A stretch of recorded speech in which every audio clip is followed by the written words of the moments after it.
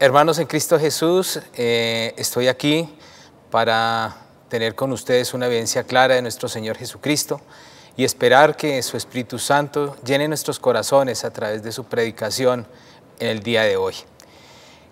El tema que traigo en el día de hoy es cómo tener la gracia de Dios. Pero para tener la gracia de Dios tenemos que invocar su Santo Espíritu. Entonces los invito a ustedes, hermanos, que allá donde ustedes estén, oremos, me acompañen a orar por mí. Señor, Padre de bondad, en el nombre de nuestro Señor Jesucristo te pedimos que con tu Espíritu Santo nos asistas para que esta palabra nos llegue a lo profundo de nuestro corazón, transforme nuestras vidas y seamos promotores de cambio de vidas en muchas personas. Hoy que se tiene tanto la sed de ti, Señor, que muchas personas quieren llegar a ti para que seamos testimonio de vida en corazón, verdad, vida y espíritu. Como les decía, hermanos, ¿cómo tener la gracia de Dios? Vamos a hacer una introducción que lo va a reunir en la cita bíblica que se va a aparecer en contados momentos, que es de la epístola a Tito, del capítulo 2, del versículo 11 al 13. Dice: porque se ha manifestado la gracia salvadora de Dios a todos los hombres, que nos enseñan que renunciando a la impiedad y a las pasiones mundanas, vivamos con sensatez, justicia y piedad en el tiempo presente, aguardando la feliz esperanza y la manifestación de la gloria del gran Dios y Salvador nuestro, Jesucristo. Entonces, hermanos, lo que nos asiste en este momento es decir qué es la gracia. Y muchas veces decimos que la gracia, ¿qué puede ser? La gracia es como caerle bien a alguien, la gracia es estar en un buen punto, pero la gracia de Dios es algo específico. La gracia de Dios, específicamente lo que nos dice este texto, es una renuncia. ¿Renuncia a qué? Al pecado. Dice, la gracia de Dios es encaminar nuestra vida hacia la santidad, que no es otra cosa, sino que romper con el pecado. Si recordamos el texto de las Sagradas Escrituras en los Evangelios, cuando se menciona cuando fue encontrada en adulterio María Magdalena y las personas que estaban cerca la sorprendieron, dentro de ellos muchos ancianos, se fueron a apedrearla. Cuando llegaron se encontraron a Jesús y entonces le dijeron al maestro: maestro, es que la hemos encontrado en adulterio y la ley nos dice que debemos de apedrearla. Jesús, estando en cuclillas, sencillamente escribía y dijo: el que esté libre de pecado que tire la primera piedra. Y se ve como uno a uno fueron tirando las piedras, comenzando por los más ancianos. Porque ¿quién está libre de pecado para juzgar a tu hermano? Creo que ninguno, hermano. Entonces María Magdalena quedó extasiada y entonces Jesús le dice: ¿quién te condena? Yo no te condeno. Vete y no vuelvas a pecar. Es esto, hermanos. Cuando le dice a María, no vuelvas a pecar, es decirle, renuncia al pecado y acéptame a mí, que soy tu Salvador. Y fue con ese momento que indiscutiblemente Jesucristo tocó el corazón de María Magdalena. Y en ese mismo instante la gracia vino a ella, porque Jesucristo le perdonó sus pecados. Y decirte a ti, hermano, que hoy puedes estar meditando qué hacer con tu vida. Y posiblemente tu vida de aquí hacia atrás ha sido una vida de pecado, una vida que aunque engolosina, porque el mundo engolosina con muchas cosas, con los placeres, con muchas cosas, tú no sientes que tu corazón esté lleno. Muy seguramente tu corazón está vacío y Jesús te dice: vete y no vuelvas a pecar. Y es tomar a Jesús de la mano, porque ese camino de gracia es el camino de la santidad. Y fue así como María Magdalena lo hizo. Y es como dice aquí el título: renunciando a la impiedad y a las pasiones del mundo, vivamos con sensatez. Y muchas veces este mundo nos llama a la insensatez, al desorden, a las orgías, al asesinato, al robo y a muchas cosas. Pero hermanos, la gracia de Dios es encaminar nuestra vida hacia la santidad, que no es otra cosa que romper con el pecado. Vamos a tener una lectura de otro texto de las Sagradas Escrituras, que es de la primera carta de Pedro, del capítulo 4, versículo 1 al 6. Vamos a extraer tres partes. Permítame, vamos a hacer lectura del texto para contextualizar y como que enfoquemos el tema hacia 3 puntos. Ya que Cristo padeció en la carne, armaos también vosotros en este mismo pensamiento. Quien padece en la carne ha roto con el pecado, para vivir ya el tiempo que le quede en la carne, no según las pasiones humanas, sino según la voluntad de Dios. Ya es bastante el tiempo que habéis pasado obrando conforme al querer de los gentiles, viviendo en desenfrenos, liviandades, crápulas, orgías, embriagueces y cultos ilícitos a los ídolos. A este propósito se entrañan de que no corráis con ellos hacia ese libertinaje, desbordado y prorrumpen en injurias. Darán cuenta a quien está pronto para juzgar a vivos y muertos. Por eso, hasta los muertos se les ha anunciado la buena nueva, para que condenados en carne según los hombres, vivan en el Espíritu de Dios. Palabra de Dios, te alabamos, Señor. Entonces, de este texto vamos a tener 3 ideas principales. Primera, mediante este cuerpo que Dios nos ha dado, podemos dar vida o podemos dar muerte al alma. Y ustedes, hermanos que me escuchan, muchos de ustedes tienen la plena conciencia de que este simplemente es una vida para pasar a otra vida, o que esto es una vida para pasar a la muerte. En una predicación anterior mencionaba que el que nace una vez muere 2 veces, y el que nace 2 veces muere solo una vez. Y para entender este tema, todos nacemos indefectiblemente del vientre de una madre, por el cual salimos al mundo. Eso es nacer para este mundo, nacer para que empecemos a transcurrir nuestras vidas. Pero cuando se nace 2 veces, es como decía el Señor Jesucristo, le decía a Nicodemo, solamente el que nace del agua y del Espíritu puede entrar en el reino de los cielos. Y es eso, aceptar a nuestro Señor Jesucristo. Cuando tu vida tiene un cambio, y espero que la tenga a partir de esta predicación, decirle al Señor Jesucristo, te acepto en mi corazón para que seas el Señor de mi vida, para tener esa santidad y poder llegar ante la presencia del Padre cuando me llame. Y hoy, en este momento, puede ser ese momento en que naces otra vez.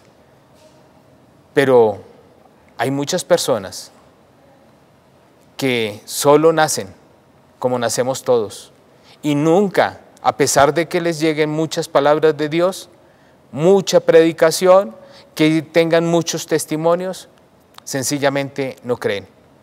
Y cuando sean examinados en su juicio, en el que cada uno vamos a tener, muy seguramente vamos a tener que Dios nos va a examinar en el amor. Y ese amor es transmitido a través de las predicaciones, cuando Jesús se acerca a ti. Eso es un acercamiento, las predicaciones, los testimonios, lo que tú ves en otra persona en un acto de Dios de amor. Entonces, nacemos una vez y nacemos 2 veces en Jesucristo, morimos una vez porque nos espera la vida eterna. Pero cuando nacemos una sola vez y no aceptamos a Jesús, morimos 2 veces. Tenemos la muerte a nuestra vida terrenal y la vida y la muerte eterna. Entonces uno puede decir, ¿qué será la vida eterna? La vida eterna es la plenitud. La vida eterna es la gracia de Dios. Por eso la Virgen María tuvo siempre la gracia de Dios, porque fue llena de gracia, fue llena del Espíritu Santo, y la vida eterna empezó a vivirla desde acá, como la vivimos nosotros cuando aceptamos a Jesús y estamos con Él, porque Él nos bendice. Segunda, vivimos tiempos de modas, de leyes, de costumbres, de inclinaciones por disfrutar y gozar de las cosas del mundo. Por ejemplo, podemos citar los desenfrenos, las borracheras, los orgías, los asesinatos, la prostitución, la homosexualidad. Y hoy vemos que muchas cosas son normales. Muchas cosas son normales porque esa es la moda. Y el enemigo quiere ocultar esas cosas. El enemigo quiere traspapelar las cosas de Dios. Quiere que las cosas de Dios no se vean. Y muchas maneras de no verlas es ocultándolas a través de las leyes, haciendo las costumbres, haciendo las modas en este mundo. Pero por eso dice en el texto de Tito, renunciad a las pasiones mundanas y vivamos con sensatez. Y en la cita que tenía del apóstol San Pedro en la primera epístola, decía, el tiempo que habéis pasado obrando conforme al querer de los gentiles, o sea, al querer del mundo, viviendo desenfrenos y banalidades. A este propósito no corráis con ellas hacia el libertinaje desbordado. Por eso hasta a los muertos se le ha anunciado la buena nueva, para que condenados en la carne según los hombres, vivan según el Espíritu de Dios. Hermanos, quiero decirles que cuando nosotros, y les voy a decir en el mío propio, cuando aceptamos a Jesús, la vida nuestra no es igual. La vemos en otro sentido.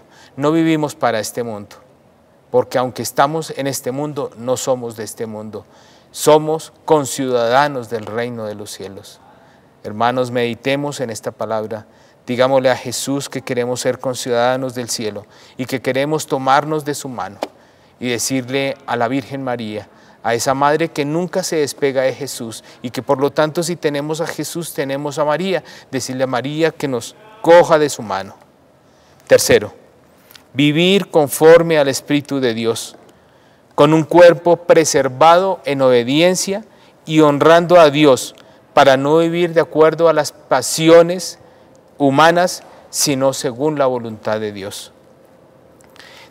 Dice en Primera de Corintios, capítulo 3, versículo 16, ¿no sabéis que sois templos de Dios y que el Espíritu Santo habita en nosotros?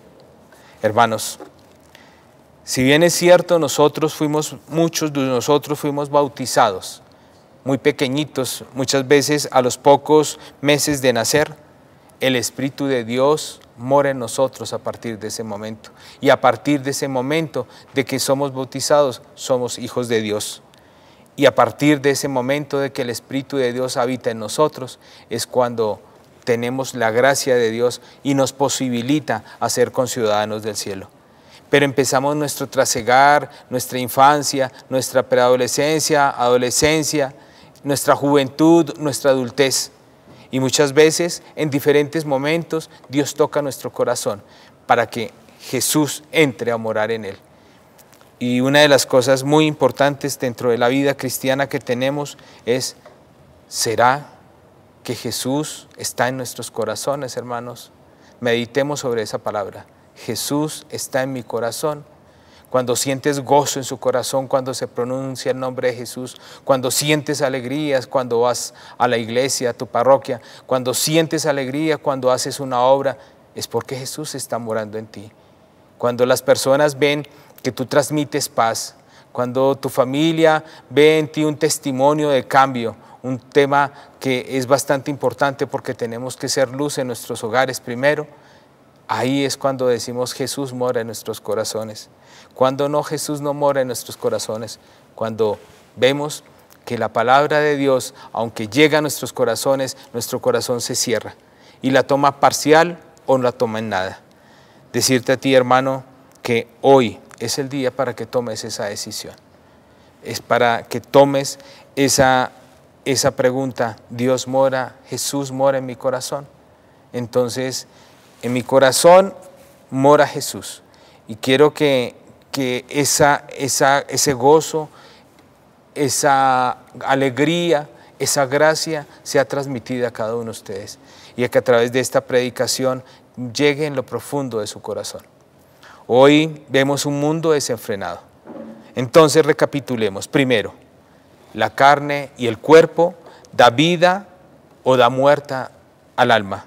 Que precisamente el alma es lo que es indestructible. Esta carne, estos huesos se van a destruir, pero el alma es indestructible y esa alma se va a condenar a tener la muerte eterna o va a tener la vida. Segundo, vivimos donde todo es moda, leyes y costumbres. No nos dejemos arrebatar la gracia de Dios. Tomemos la gracia de Dios y renunciemos al pecado.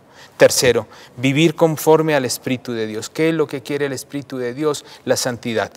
Porque el llamado de Dios como conclusión es que es importante ser buenos, pero el llamado de Dios es a llegar a ser santos. Entonces pidámosle a Dios, pidámosle a nuestro Señor Jesucristo que nos tome de su mano para llevar esa vida de santidad. Y no confundamos la santidad con la santurronería. No confundamos la santidad como el que no quiere ni un plato. Esa santidad es la que se da en amor hacia el prójimo. Primero tu familia y segundo el excedente de tu prójimo, que es toda la comunidad. Son actos de amor lo que tenemos que reflejar, actos de caridad. Dice en la epístola de Santiago, capítulo 2, versículo 19, muéstrame tu fe sin obras y yo te mostraré en mis obras mi fe. Entonces, querido hermano, empieza a manifestar la gloria de Jesús. Dios no nos dio un espíritu de derrotismo, de pecado, sino nos dio un espíritu de santidad, de alegría y gozo, para que todos entremos en su amor, en su bondad y misericordia. Concluyamos con una oración diciéndole al Padre Santo que necesitamos de Él, que su Espíritu habite en nosotros y que Jesús nos tome de la mano. Amado Padre Celestial, tú has sido siempre, Señor, siempre nuestro Padre. Muchas veces no te hemos reconocido y muchas veces tampoco hemos reconocido la gracia de tu amor a través de tu Hijo, porque tú lo enviaste a padecer por nosotros y que tu Hijo en un acto de amor se ofrendó y dio esta su última gota de sangre. Te pedimos, Espíritu Santo, que nos asistas, que nos llenes de tu mano y que nos lleves a la mano de Jesús y de María para que podamos tener esa santidad. Que María nos llene, nos dé gozo y que esa María nos coja de tu mano. Porque eres tú, Señor Jesús, quien nos da la fuerza, quien nos toma de su mano y no quieres que ni uno solo se pierda, sino que seas tú, Jesús, que nos conduzca a la santidad. Tú que fuiste hombre y que nos diste el ejemplo de que se puede lograr la santidad, enséñanos a vivir una vida santa. Y a ti, Virgen María, que a través de tu obediencia, de tu humildad, de tu aceptación, de tu gracia, amada Virgen María, llena del Espíritu Santo, nos enseñes cómo ser unos hijos de Dios con la gracia. Que sea, hermanos, esta predicación que haya tocado tu corazón. El mío lo tocó, porque sé que cada día tengo que avanzar mucho más en ese camino de santidad, que es un camino largo y un camino que cuesta, pero es mayor la gracia de Dios en la gloria del cielo. Hermanos, llénense del Espíritu Santo. Cada día pídale al Padre Celestial que en el nombre de Jesús llene nuestros corazones. Y para todos ustedes, hermanos, que la paz de Cristo, que el abrigo de la Virgen María y su santidad lleguen a todos nosotros, para que lleguen llenados con su Espíritu Santo, lleguemos, cuando nos llamen Padre Celestial, nos llegue la santidad, y esa santidad lleguemos al reino de los cielos. Te damos gracias, Padre Santo, te doy gracias, Padre Santo, por estas palabras que pronunciaste, por la palabra de vida, de gozo y de salvación, con la cual tomaste esta predicación, y que sea para tu gloria, Señor, Padre, Hijo y Espíritu Santo, para tu gloria. Amén.